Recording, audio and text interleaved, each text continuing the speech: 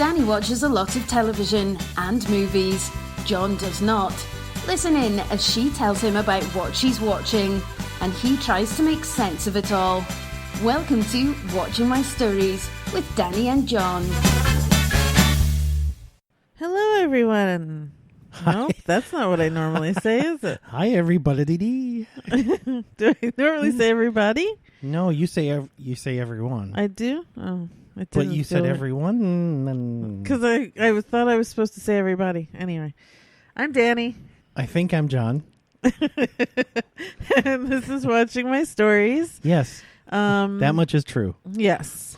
So we told you 2 weeks ago on our show that we were moving. We are in the throes of hell, packing hell.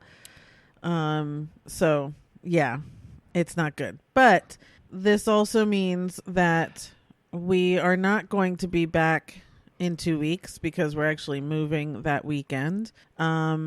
So it's either going to be, we might try and do the following weekend if we're in a good enough space. So probably 3 weeks from now will be our next episode. Yeah, I just think hang with us. I think we owe it to the fans to shoot for that. I think so too. Yeah, you guys deserve it. By the way, hi Julie. Yes, hi Julie. So because of packing, I have not had a lot to watch. There are a lot of movies that I have been wanting to watch on pay-per-view, and I just haven't had the time to sit for 2 hours at a time. So I don't have a lot to talk about today. A few things. I'm going to talk about things I've started to watch, and then we are going to discuss in the Actors Corner Tom Hanks. Unbelievably enough, we haven't done Tom Hanks. I think we talked about Tom Hanks on the first or second episode when we were discussing our favorite actors, and he's of course yours. And so I think we kind of talked about him, but we didn't do our normal Actors Corner with Tom Hanks. So that's going to be a big one. So stick around for that. Yeah, the fella's had himself a career. Yes. According to John, he's been in a few adequate career. Yeah, he's been in a few things. Yes. Okay, so I'm going to start. The one and only movie I have to talk about this week is Fatale.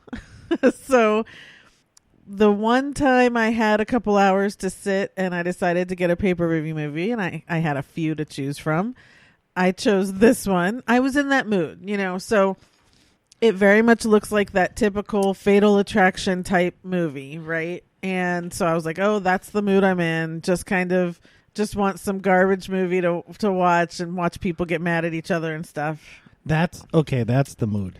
Interesting, because you said you're in the mood for it. I'm like, what mood is that? Oh, it's mindless kind of, like I don't have to try and figure anything out. It's just, I'm just going to watch people be crazy. But you don't get tense during it, and it's works you up? No. Oh, see, so, okay. I'll say my favorite movie, and now I'm blanking on the name, is the one with Idris Elba and Beyonce. He's married to Beyonce, and Ali Larter is the assistant? Fatal Attraction chick. Yeah. I love that movie so much because the showdown at the end of Ali Larter and Beyonce fighting to the death in the attic of the movie and all that stuff. And, anyway, so I love these kind of movies. So I was looking forward to it. This one stars Hilary Swank and Michael Early, and it's that same sort of thing. Michael Early has a one-night stand with Hilary Swank, and then she turns up in their real life. She is a police officer. She's a detective, actually, and his house gets broken into, and so she's the investigating detective on the whole thing. Now, I will say there was a bit of a twist in this movie. She's crazy, but not crazy for him. There was a little bit of a twist where she has this whole other thing with an ex-husband and a kid that she's estranged from, and at the same time, Michael Early's wife, where normally like the person who cheats is in a great relationship and they're trying to figure it out. It turns out that his wife is also cheating on him and stuff. Spoilers. So there were a little bit of twists in this movie that made it very different from others. But I regretted spending $20 on it. I'll tell you that. This is my shocked face. Well, it doesn't take I don't expect a lot out of these movies, but it was definitely I don't know. It wasn't a good thing for Hilary Swank. Like, I didn't really like her in it that much. And it took a while to get to where it was going. So, I'll leave it at that. So that's Fatale. It's on pay-per-view if you choose, but I'd say wait until it, is on movie channels and stuff, and then it definitely would be better. Okay. Okay, so I'm going to move on to TV shows now. The first series is a docuseries. I actually have a couple docuseries here. The first one is Night Stalker, The Hunt for a Serial Killer. This was on Netflix. It came out 2 weeks ago. I think a lot of people have seen it by now. It's actually a lot of people were watching it. I've watched a lot of true crime docuseries and we all know that the Night Stalker was horrible. I mean, as far as they know, I think there's 20 murders that he committed and was accused of, but it took over 6 months to get him. It was all here in LA, and then he went up to San Francisco and killed some people up there, and it was not fun to be in this area. We weren't, obviously. I don't think I was even. No, it wasn't. Yeah, I was alive. It was the 80s, mid 80s. Oh, okay. And he just terrorized the city because the thing with him was there was no, it didn't matter who you were. He killed old people. He took 6-year-olds and sexually assaulted them. He killed single young women. He killed men. He killed, there was no pattern to what he was doing. This guy was all over the place. He was. And awful, and just horrible, awful. So anyway, so this docuseries follows the 2 detectives who mainly were looking for him the whole time, and as each murder unfolded, how they were able to trace each murder to him and know that they were connected. And so it was it was very interesting because it didn't focus so much on him and Richard Ramirez and what he was doing. It was more the cops and their point of view, and a little bit about the town too and what the town was going through at the time. And really the story of how he got caught was pretty great, because once they discovered who he was and they had a mugshot of him and they put it out on the news. Mm-hmm. He was, and now I don't even remember. I think he was on East LA or something, and he was going to visit a cousin, and people started noticing him. And then he was on the bus, and people saw him on the bus, and they had the newspaper with him. And so they started chasing him, and, and the people of the neighborhood basically took him down. And, and when a cop finally showed up and got him, and then they just surrounded the cop car, and they were like, and they took him to the police station, and the whole place just blew up outside. Right. Everyone was standing outside. Right. People were just pissed because, again, he was killing anyone and everyone, and so, it was it was a big community thing at that point. What a frightening ordeal to just have that going on around your city, and not, we kind of lived through the sniper thing. Yeah. Right? Yeah. Around the DC That was area. terrifying, yeah. Yeah, it was, because you didn't know. It was random, yeah. It was random, and that is the worst. That is my biggest fear. That is the worst thing to me ever is, if it's a matter of a jilted lover or a business deal gone bad, that right? You can see that coming, or don't do those things and nothing will happen. But the random thing, some guy who just kills for the hell of it, right? That's just so terrifying. Yeah, and it is different. Like Ted Bundy, favored the younger single women. Even the Golden State Killer, started with just women who were home alone, and then went to the couples and started doing that. There usually is a pattern, right? And this one, it was just it's insane. And, really. That's the only way to describe it. And isn't it usually men against women, like men killing or sexually assaulting women? Isn't that kind of like the most prevalent? You mean of a serial? Is there a female serial killer? I know there's a female serial killer. Yeah. But isn't it typically, like you just said, the the Golden State Killer moved on to couples and that sort of thing. But isn't the typical random crime or serial crime a man looking for women? Just like, well, John Wayne Gacy, he was not looking for women. He was, he killed all men. I guess so. Yeah, so I think with a serial killer, you don't really know, but usually at least there's a pattern as to what they're going to do. Now, the Night Stalker, he sexually abused young children. He would walk in and just shoot a couple dead, or he would walk in and assault the woman and rape her and then kill them, or he would use a hammer and bludgeoned them to death, or like, again, there was not even really a weapon pattern to him. He was truly just all over the place. And so without a shoe print, really was the only way that they were tying all of these crimes to the one guy.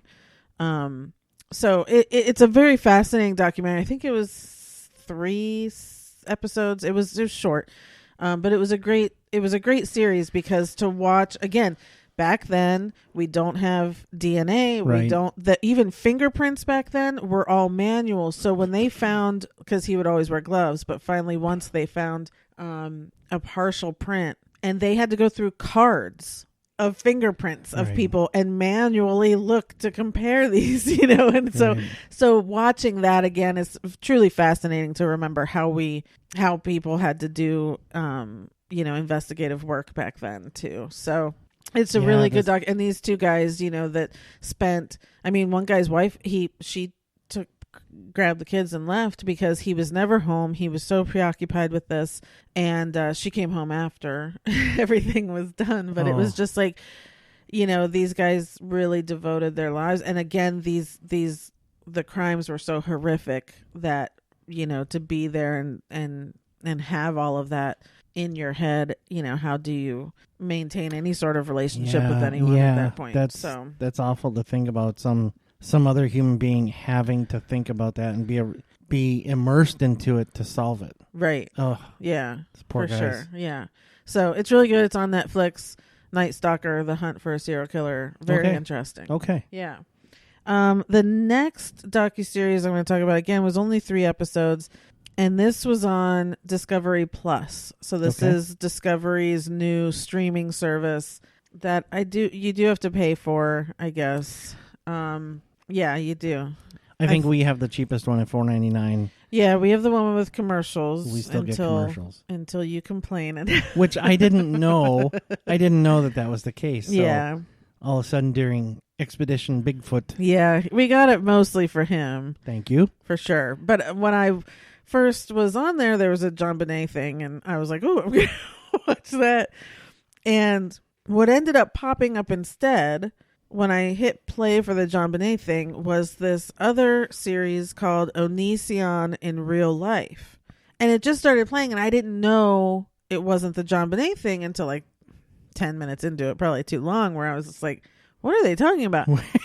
So where's John Bonet? Yeah. So it sucked me in, and it's this whole thing that really made me feel way too old, because it's all about these YouTube people that, again, is outside of my realm of entertainment, really. But there's this guy, his real name's Greg. He calls himself Onision on his channel. I guess he's been on YouTube, for, well, now I think it's something like 10 plus years, one of the original people. One of the original vloggers. Yeah. And this story about him and this whole thing, the point of it is that it appears he is seducing / grooming young girls, fans, and abusing them. But we're talking about so Chris Hansen's on here, which is great, right? To Catch a Predator, Chris Hansen. So he has a YouTube channel. And this started coming to his attention, and so he started investigating as well, because that's what he does.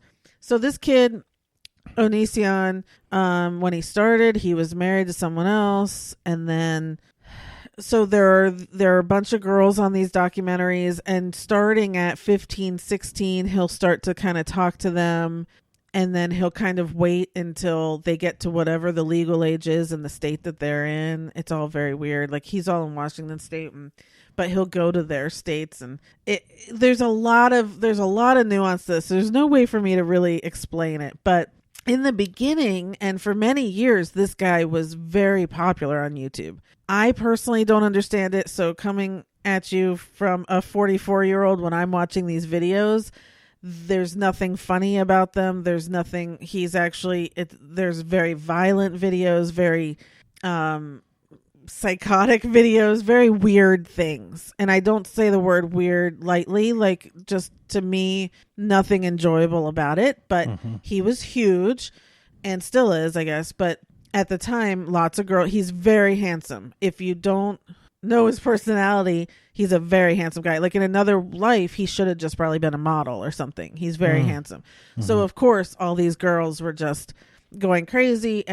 And so the stories are, there's one girl that was there that went to be with him when she was 17.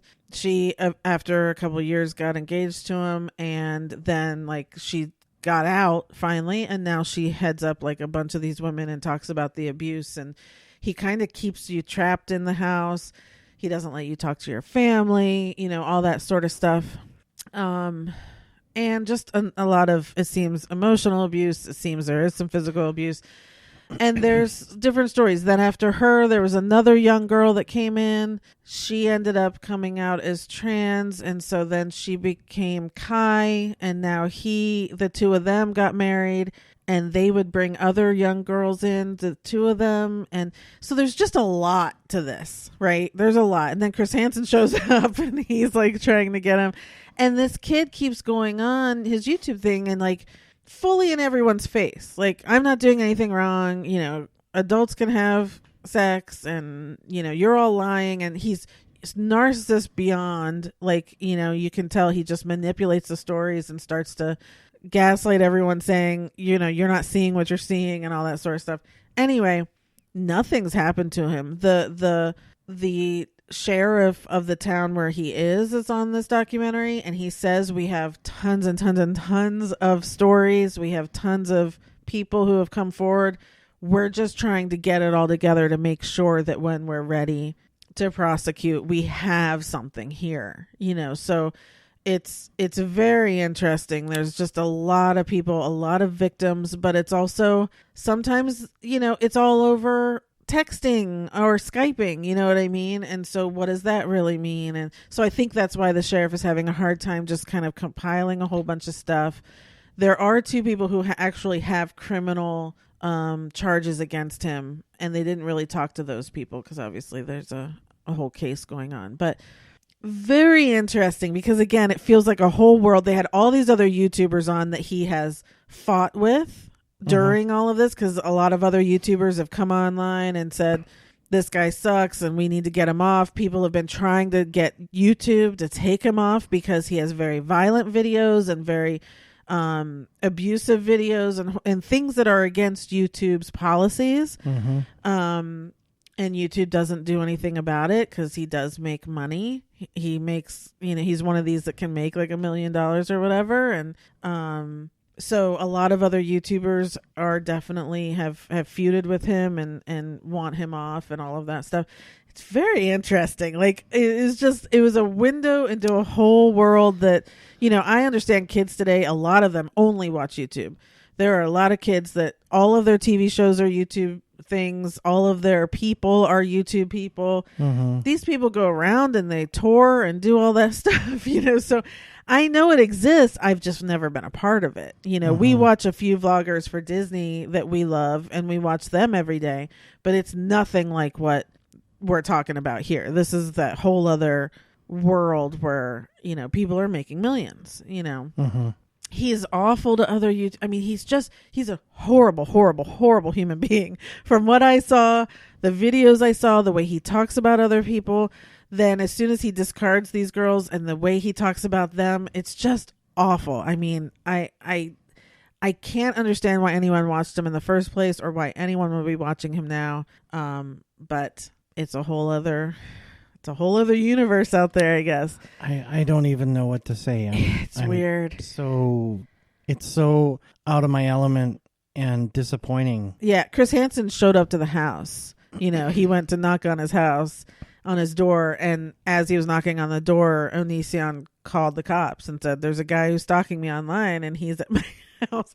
The cops are constantly at the house because people will see a disturbing YouTube video and they call the cops in that town and say, I just saw this horrible video. I think someone needs to go check on, you know, whoever the girl of the day is or whatever. So the cops, everyone's well aware of what's happening. It's just a matter of bringing a case against him. That's so messed up. I don't understand. So crazy. It's so crazy. Made me feel super old and super disturbing that there's, you know, something like that going on. And it's obviously been going on for a while. Yeah. And what are they waiting for? What more do they have to get together? Because I'm telling you, it seems like he's very careful. Like, honestly, he knows the age of consent in every state. Well, who does that? Who knows that unless you're And how is it how is it not 18 everywhere? You mean no, there are some states where it's like 16 or 17. Yeah. Seriously? Yeah. Oh, now I feel even worse. Yeah. Oh my God. Like, he plays a game. Girls will send him pictures. Guess my age. And he'll play a game on his YouTube video of guessing if they're, you know, he'll be like, oh, 27. And they're like 13. And he's like, oh, going to jail. You know, and he makes all this fun of it and stuff. And it's like, and this kid now is like 30 or more. You know what I mean? Like, now he's at an age where it's just even more disgusting. You know what I mean? So anyway, it's on Discovery Plus. I think it's something somewhat important for parents to watch because this is the stuff, right? And all your kid has to do is put a comment on the YouTube video that they're watching. And then that person that they're watching writes back. And all of a sudden, you don't know. You know what I mean? Well, like, yeah, parents really need to know. You need to know what your kids are watching. You know, how exciting is that for the kid? Right. That's exactly that's how you and Nia Vardalos became such good friends. Right? Oh, don't bring her into this discussion. No, I'm sorry. That's Nia, I tweeted her. She sent me a signed CD. That was it. Let's not. Come on, you're good friends. And now we're best friends. But after that, yeah. Sorry, I derailed you. Yeah. It just it boggles my mind. The whole thing. It's that this sort of thing goes on, and I'll bet you he's not the only one. I mean, again, we know how kids get into trouble with the online stuff. It's just so, you know, I would, if I had parent friends and all of that, I would say, watch this and just, you got to check your kids' stuff. Watch their history. I mean, because again, even if they weren't commenting on this kid's stuff, I wouldn't want my kid watching his videos. Well, so go through your kid's YouTube history and see what they're watching just to be sure that they're not watching some really disturbing crap out there. Because I'm sure it bypasses whatever locks you might have or whatever. I don't know. So, well, if it's still available for general YouTube, it's going to pass the general requirements, the general thing, because it's not flagged as being for mature or, I don't think so, yeah. 18 plus or whatever. So, these kids are that's to just, the whole thing is just upsetting. It's awful. But on Discovery Plus, it's called Onision in Real Life. Okay. Gonna switch to Disney now. Well, that's an awful segue. Yeah. But, okay. So, this is something real quick. Yesterday, Disney Plus released a little series of shorts. They're calling them Pixar Popcorn or Popcorn Pixar, something like that. I know you haven't sat and watched it, but how am I just finding this out the same time our fans are? Because we've been busy. So we'll watch after this. Like, literally, I think there's 10 and each one is a minute long. Like, that's it. It's right up my alley. Yeah. And so they're really cute. There's no real dialogue. So there's Toy Story, Incredibles, they're shorts with Coco, with characters we know. With all the Pixar characters, okay. There's a Coco one. There's and then the only ones that have dialogue are Ducky and Bunny from Toy Story 4. And, you know, it's that was the mail. The mail just arrived. Okay. It's Keegan-Michael Key and Jordan Peele. Mm-hmm. And what it feels like to me, or what I'd like to assume, is that these are leftovers from their recording at Toy Story 4. Because that's what it feels like. They're just riffing, and it's just, there's two of them for them, and it's just really cute. Anyway, so I just wanted to bring it up because it's just adorable, and like I said, everything's a minute. So, and there's a button you can just play all, and so you just go through the full 10 minutes, and it's just a little revisit to all our favorite Pixar characters. Adorable. Okay, then the next show I'm going to talk about is an older show, but I finally watched it, and I'm caught up and waiting for the last season now. It's called Atypical. I talked about it on our last episode because I was in the middle of it. So there are 3 seasons out. Each season has 10 episodes. And the 4th and final season is coming out sometime this year. So this stars Jennifer Jason Leigh and Michael Rappaport, and Keir Gilchrist plays Sam, the kid. And it's basically about Sam, who is autistic, and he's 18. And it opens up with he decides he wants to get a girlfriend. Like, that's how the show really kind of starts. And you think that's the whole point, but really that's not the whole point of the thing. Right. So it's really about this family as well as Sam, and how he struggles with autism, and how the family then kind of revolves around him, or deals with their own issues when you have an autistic person relating to that. Yeah. Okay. And it's really good. It's really entertaining. It was there were a couple episodes where I really cried. But for the most part, it's just really entertaining. And I loved the relationships in the show. Sam and his sister Casey is a fantastic relationship.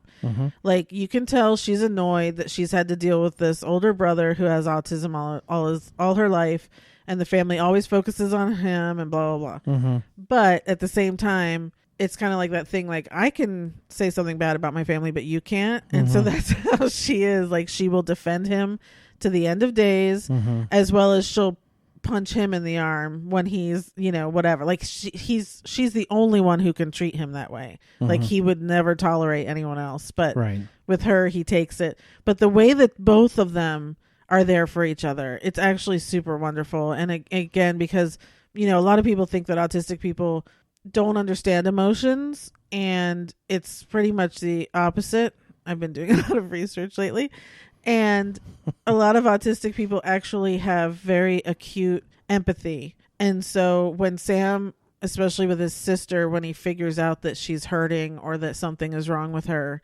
the level of empathy that he has for that is super wonderful. He just has to be told, because he doesn't know that something's wrong with her until someone tells him. Yeah, isn't a better way to say it what the reality is that people on the spectrum are very emotional.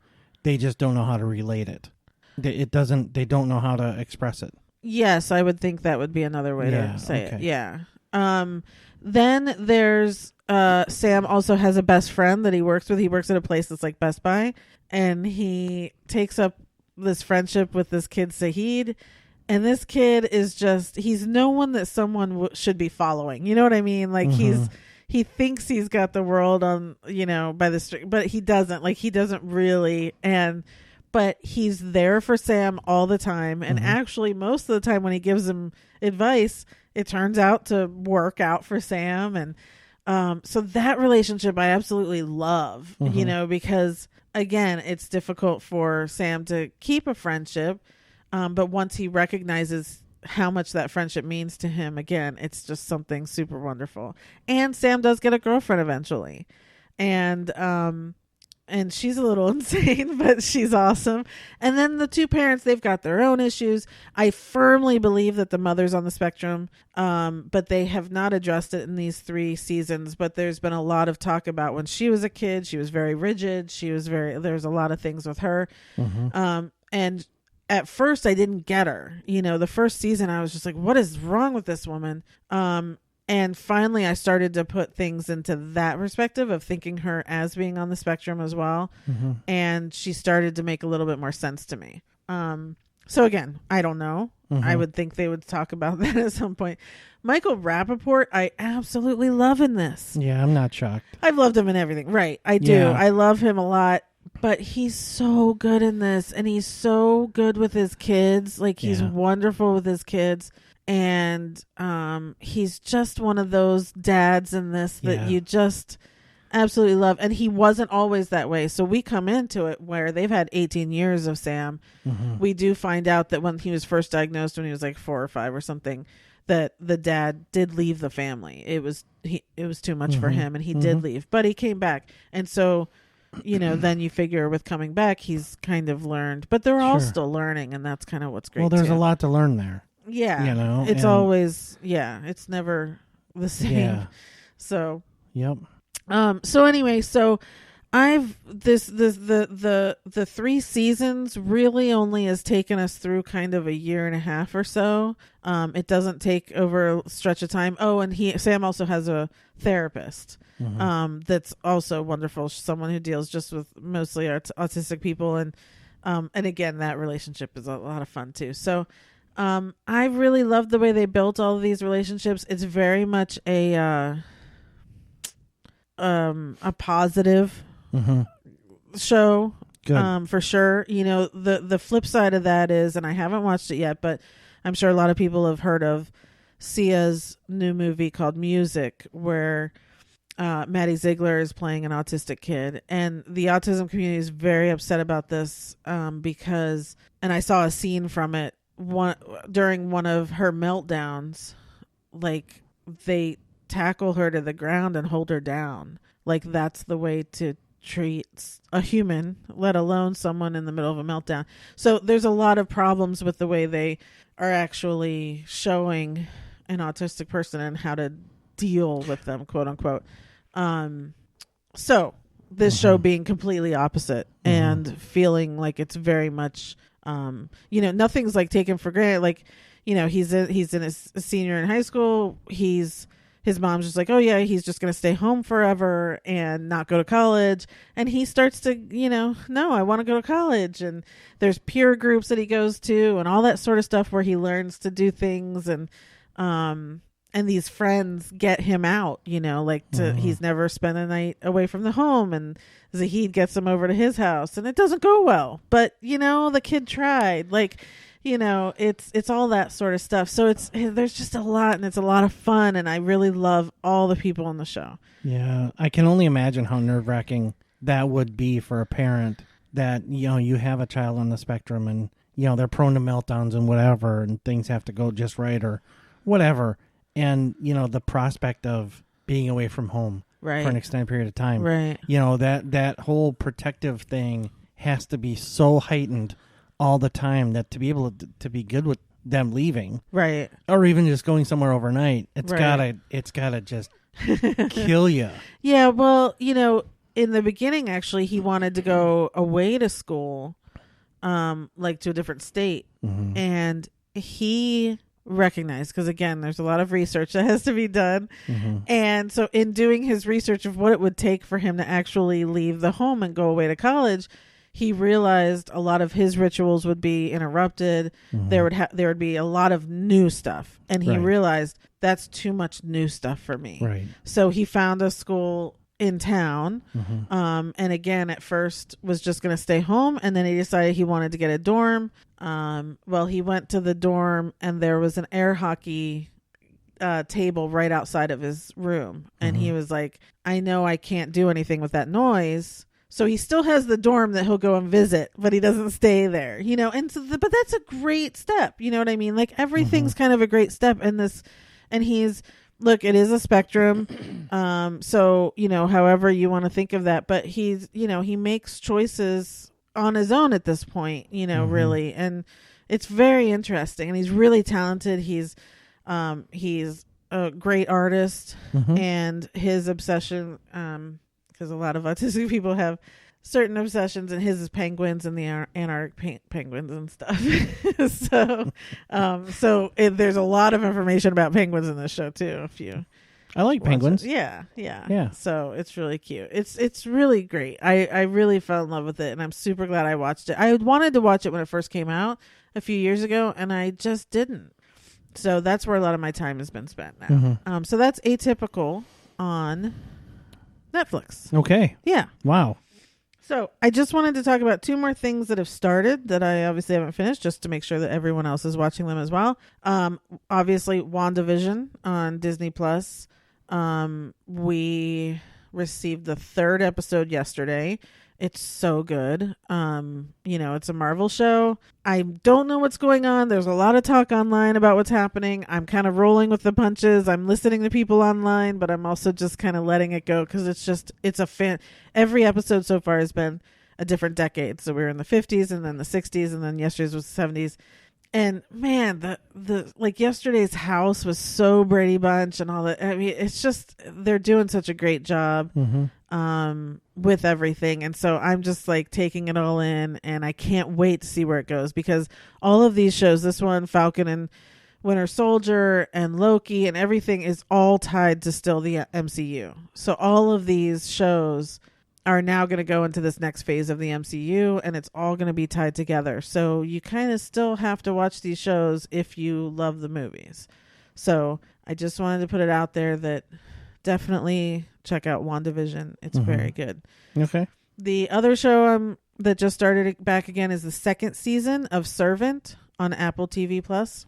There's been 2 episodes. It's just as mind-boggling as the 1st season. I love this show so much. This 2nd episode was just like, what? Like when it ended, I was like, you gotta be kidding me. I'm so these episodes should be at least an hour long. They're only a half hour. It's over too fast. And they're telling such a story. I just absolutely love the show. So if you didn't watch the 1st season of Servant, it is worth it. Go back and watch the 1st season and then start the 2nd season, because I can't wait to see where it ends up. Okay. So those are the 2 shows I just wanted to talk about. And now we can get to Tom Hanks in the Actors Corner. Holy cow. Okay. You said this wasn't going to be much of a show, but I'm sure it's about as long as a normal one. I think I went way too long on all these. I'm so sorry. It's okay. Okay.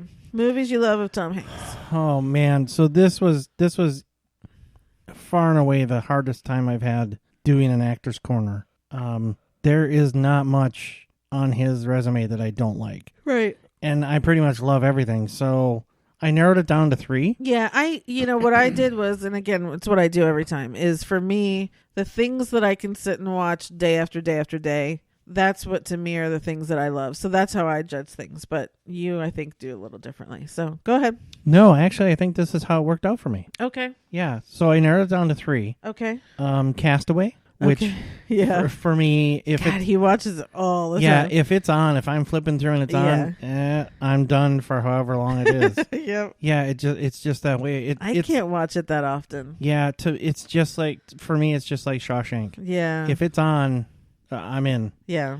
Saving Mr. Banks. Oh, okay. I absolutely love that. It's a great movie. Yeah, I love that. And, I'm not totally enamored with the... it's kind of like we were talking about earlier, just you and I before we came on and did this, about there's sometimes in some of our favorite movies, there's a segment that we really don't care for. Right. And that whole story with, her childhood, that whole bit with Colin Farrell. Yeah.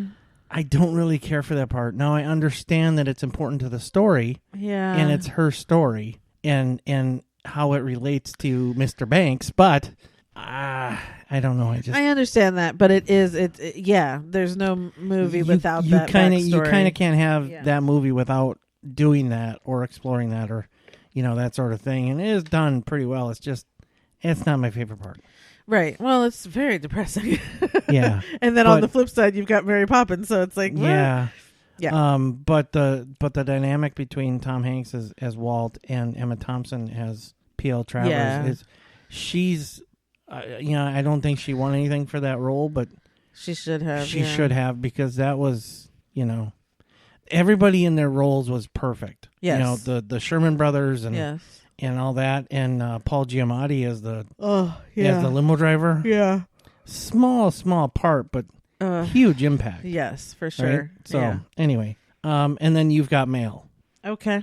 So I can watch that. I do. Yeah. You know, if it's on, a lot of times we'll stop on it for flipping around. Yeah. I put You've Got Mail under for me. The other two I don't have anywhere. Really? Oh, I'm not shocked about Castaway. Yeah. But I am a little surprised about Saving Mr. Banks. I wavered with Saving Mr. Banks, and I thought, no, I've got plenty. So, well, it's one of those. It doesn't mean I don't love it. I do. It's just. I narrowed it down to 8. You did not. You did. That's unacceptable. Unacceptable. Okay, well, let me get to mine first then. So movies I love, Money Pit, number 1. Yeah. Number 1. It's, I know. I mean, again, started watching it as a kid. We'll watch it all the time. It is hysterical. He is fantastic in it, and it's just one of those movies that it was just on, and I think we perfect. popped into it. Yeah. Number 2, Apollo 13. Yeah, totally get it. I can't. That's one that I will always stop and watch, and I can literally come in when they are waiting for them to resurface. From the 3 minutes or whatever, and be crying. I mean, again, for me, the Ron Howard storytelling of that I hold my breath, Right. I remember the first time watching that going, I know what happened. Why am I so stressed out? I still stress out every single time I watch it. That's good storytelling. Well, and it's 5 great actors at the top of their game. I mean, think about that cast. Yeah. Tom Hanks, Bill Paxton, Kevin Bacon, Gary Sinise, and Ed Harris. Yeah. I mean, those are the 5 kind of main characters. Yeah. What? I mean, yes. I'm speechless. Yeah. I mean, that is a top cast. Yeah, for sure. And then my third one, That Thing You Do. I know. He wrote and directed, and that's another one. It's on. I stop. I watch it. I love it. I love every second of it. There is not a single piece of that I don't love. I can recite the speeches from it. I can play all the music for you. It's and to this day, if one of us is trying to tell the other one that we're done with something or whatever, it's the whole I quit. I quit. I quit, Mr. Right. Yeah. Yeah. I mean, it has permeated our daily life. Yeah. I mean, yeah. Shame on me for kissing you with my eyes closed so tight. I know the whole thing when she dumps him. Should have dumped you in Pittsburgh. Why didn't you dump her in Pittsburgh? Yep, got it. The whole thing. That was an awful impression. I know. Sorry, I don't do impressions. You're right. You don't. Okay, movies you like. Seriously, we got to sit through 8 of these. I'll just rattle them off.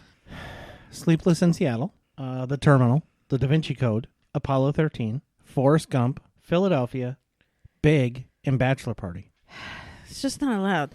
Pick one out of those. Like, what would be your top one? Dead Can't air. do it. I can't do it. I don't know. It's probably between... Waiting? It's probably between The Da Vinci Code and Apollo 13 for me. Okay. Now, he's a great comedic actor. Oh, for so sure. Sleepless in Seattle or Forrest Gump or Bachelor Party or Big. I mean, those are great. Yeah. Right? But I tend, when I think about the things I really want to watch again, it's usually the dramas. It's weird because, again, we've had that conversation where if you see something as a kid and then you watch it as an adult, are you laughing at the things that you laughed at as a kid, or is it just, so like Big, I saw that as a kid when it came out in the theater. I saw it 5 times in the theater. I loved that movie. I still love it. And when I watch it, though, now as an adult, it's a whole different thing, right? Because as a kid, all I wanted was to be grown up. So for me, that was like my dream. And so, but now when I watch it, it's depressing because all I want to be is a kid. So it's like, but I still laugh at the things I laughed at as a kid. Because and that's Tom Hanks. Yeah, he makes me still feel like that kid. Yep. But it does change where I don't necessarily stop on Big every single time that it's on here. So things change. That's kind of how I gauge what went on the list here is.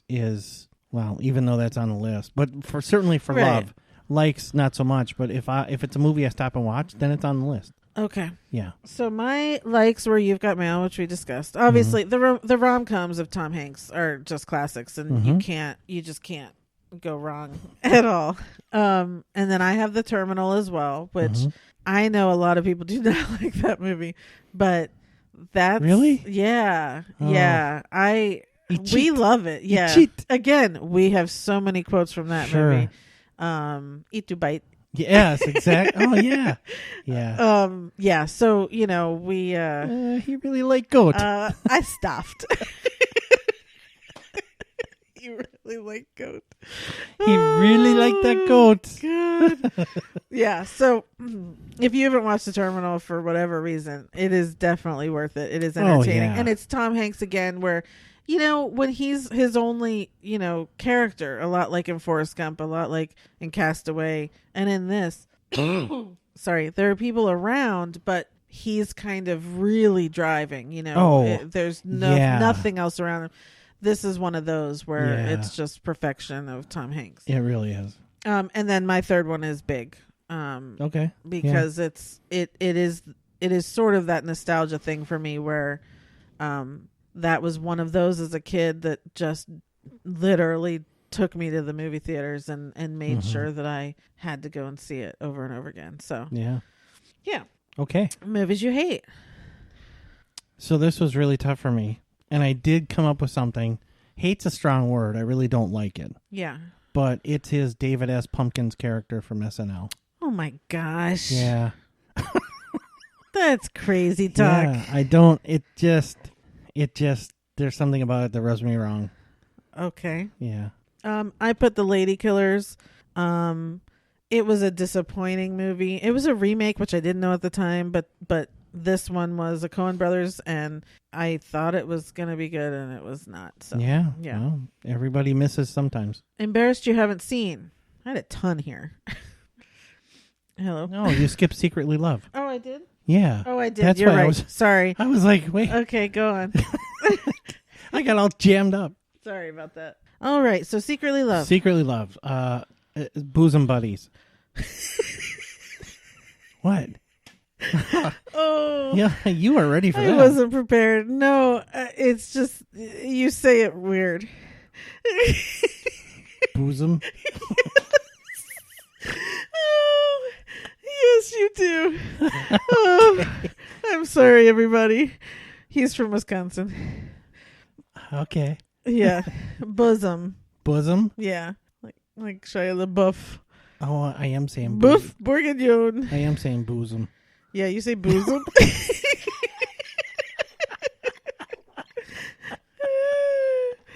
Oh, gosh.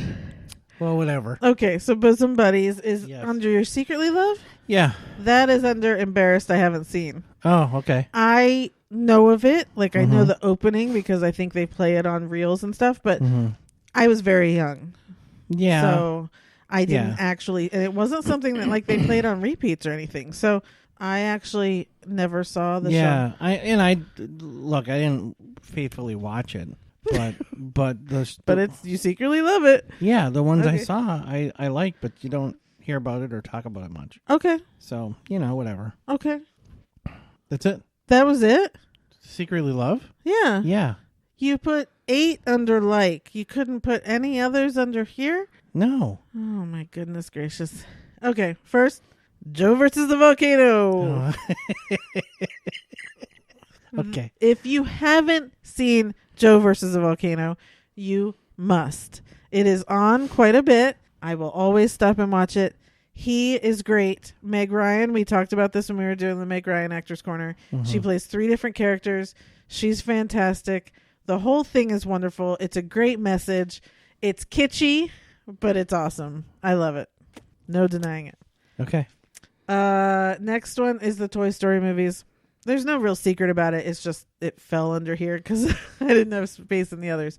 Obviously, my favorite is the third, then the fourth, then the first, then the second. But I love, the whole idea of Toy Story is just wonderful, and it makes it very hard to throw away any toys after you've seen the movie. Yeah. But love that. And then third on here, Larry Crown.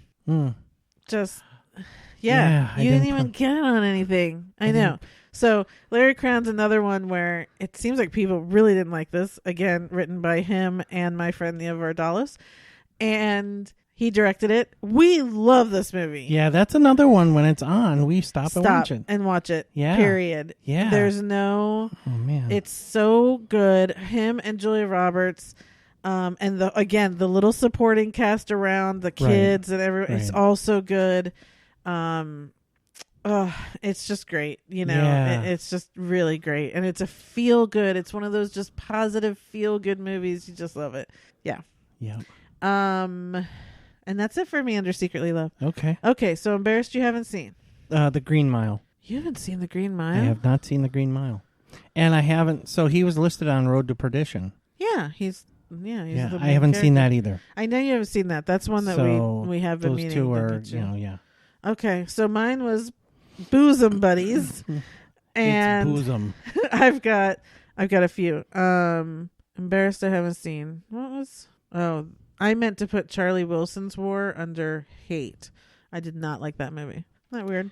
No, that's not weird because I think we watched that together. Yeah, it was. I didn't really boring. care for it. I didn't hate it. I didn't hate it. I have not had the desire to watch it ever again. Yeah, and that was weird because that was him and Julia Roberts. Yeah. Yeah. Yeah, that's weird. Yeah. Okay, so what did I say? Haven't seen Bosom Buddies, Bridge of Spies, which was just a few years ago. Never saw it. Band of Brothers. Yeah. Sorry, Father. My dad loves that series. That was on rotation. It's on right now. Yeah. Yes, on the History Channel. Yeah. Never seen it, but that's not my thing. War stuff is not my thing unless it's 13 hours. Did I have others? It's not my thing unless it's this one particular thing. One particular movie that I can watch over and over again. Yeah, so that was it under haven't seen. Yeah. I mean, Saving Private Ryan. Wow. Saving Private Ryan. Your Nathan Lane impression. Ooh, wowie, wow.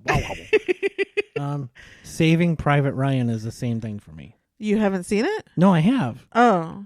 But it's just not, it's I tend to away from the war things. Yeah. That one, as long as I don't see the first half hour over and over again, if I come in after that, then I really do enjoy the story and everything. But that first half hour is so hard to watch that I can only do it, when I'm in that mood or whatever. So I can only do it that one time. Yeah. Okay, what are you adding to your watch list? Bridge of Spies. Because I really do want to see that. Yeah. Because that's Steven Spielberg. Yeah. And then Mr. Rogers' Neighborhood. Yeah, Beautiful Day in the Neighborhood. Whoever. Yeah. I have that sitting on our DVR. I know. We just haven't made time to watch it because... I know. Because I know I'm going to cry and cry and cry and cry.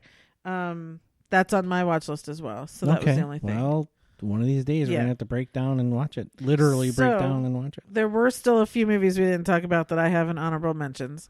My first thing was Family Ties. He played Ned. He was her brother, and he was an alcoholic. Was he alcoholic or was he a gambler? Something like that.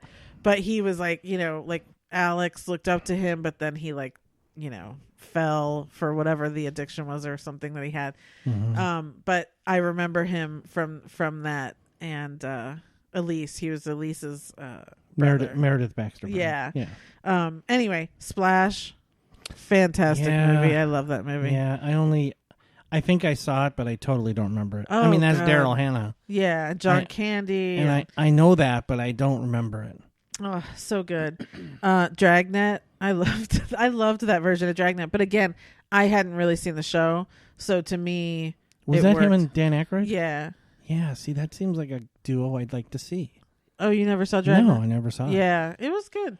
Turner and Hooch. Hello. Yep. Love that movie. Yeah.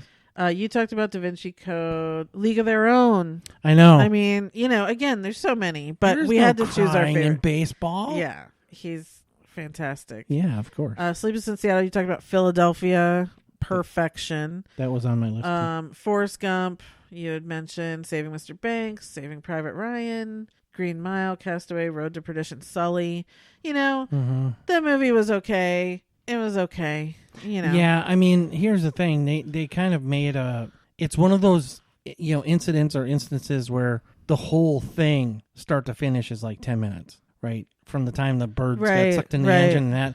And to make an hour-and-a-half movie, they have to... Well, there was it was I actually know. quite surprising, the kind of investigation that happened after that. I And they know. wanted to blame him and all that sort of stuff. I know, So it but- was interesting, but nothing you have to watch more than once. Right. Yeah. Yeah. Polar Express. It's just a lovely Christmas movie with him. Catch Me If You Can. That's one you haven't I seen have still. not seen that one. no. Yeah, super good. And then, the 10 minutes that, Captain Phillips. Look, I love the movie Captain Phillips. But if you want to cry, you come in with 10 minutes 10 left. minutes left. And when they've rescued him off of the lifeboat, Yeah. it is the performance of his career, really. Those last 10 minutes, I think, are devastating. Yeah, he plays... Yeah, I agree with you, and I'm tempted to try to, add more to what you just said, but I don't know that I can. It's just that final 10 minutes is so powerful, When and it's he's a in combination. shock. And it's actually like a 3-minute scene. I mean, it's Yeah, it's when they've pulled him off of the lifeboat. He's been through what he's been through, and he's in shock. mm-hmm. And the wonderful thing that was that Paul Greengrass that did that movie. It was, yeah, He had real life, yeah, officers, Navy people doing what they would do to normally assess a person on the ship like this. From the time he's taken onto the ship, yeah, all those people Are are all all real life Navy personnel. right. So all the doctors you see examining him at the end, those are all actual Yeah. Navy people that, They're doing exactly what they would they do made a deal every with the day. Navy to shoot that over like 3 days on an active ship, Mm-hmm. right? And that, how crazy is that? But Right. the combination of his ability there and the emotion and the music at the end. Yeah, and it's like you can only imagine what, again, this person has been through. We don't have to imagine it. We just saw it all. But the way Tom Hanks portrays that state of being in shock, it's devastating. It's absolutely Yeah. devastating. And Yeah. the two of us, we will come in for those 10 minutes, and then the two of us are bawling. Yeah. And it's just awful. It's just awful. Tom Hanks makes me feel things that I don't think anybody else does. Yeah. Seriously. Yeah. I mean, Yeah.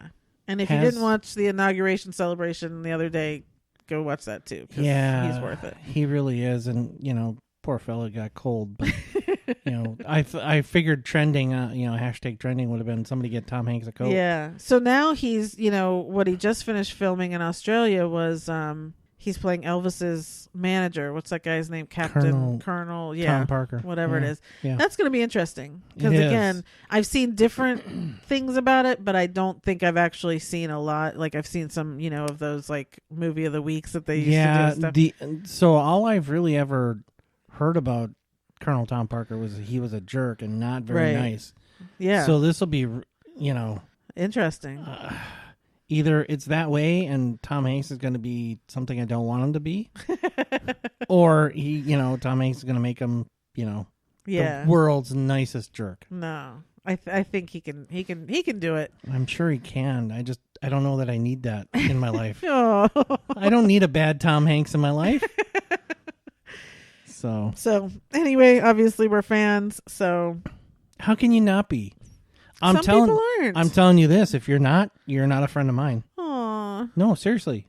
If you I'll don't tell like you this: if him if you and Rita ever break up, I'm done on love. Love doesn't exist then. Yeah, that's Yeah. you take that back. Even just saying it. Don't even put that out in the universe. Yeah. So Yeah, and Anyway. when the two of them got COVID earlier. I know. Oh, nervous Yeah. times. Very. Yeah. Yep. Went out in the yard and yelled up at the sky, "Not Tom Hanks. Take anyone else." He did. There was a squirrel in a tree. Like, what? Okay. We've gotten way off topic. Okay. Sorry, Patrick. Anyway, who's Patrick? Never mind. Move on. What are you talking about? Just move on. Just never mind. Okay. So we're done. Boy, are we done. We will be back in 3 weeks. Please keep us in your best thoughts as we deal with finishing up packing and moving. We are not happy people right now. No. But we will be back in 3 weeks coming to you from our new house. And we will try even harder. Yes, we will. And I will have watched a lot because there's a lot of, I'm going to have to watch all these movies in the next 3 weeks. So there'll be more to talk about. Until then, I'll be watching my stories. Thanks, everybody. Okay, bye.